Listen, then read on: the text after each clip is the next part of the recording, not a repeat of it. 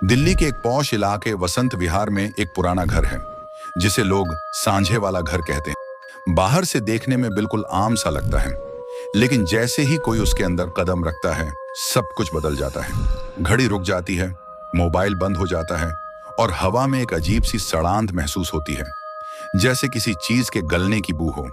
कहा जाता है सन 1971 में यहाँ एक फैमिली रहती थी, पति पत्नी और उनके 3 बच्चे। एक रात अचानक गैस लीक हो गई और सबकी मौत हो गई। पुलिस ने घर सील कर दिया, लेकिन उसके बाद जो हुआ वो और डरावना था। रात के वक्त वहां से बच्चों के हंसने की आवाजें, बर्तन बजने की आवाजें और एक औरत के गाने की धीमी गूंज सुनाई देती थी। जो लोग वहां के पास से गुजरते थे कहते थे कि खिड़की में एक औरत खड़ी दिखती थी, लेकिन उसका चेहरा नहीं होता था। कुछ साल बाद एक नया जोड़ा वहां रहने आया।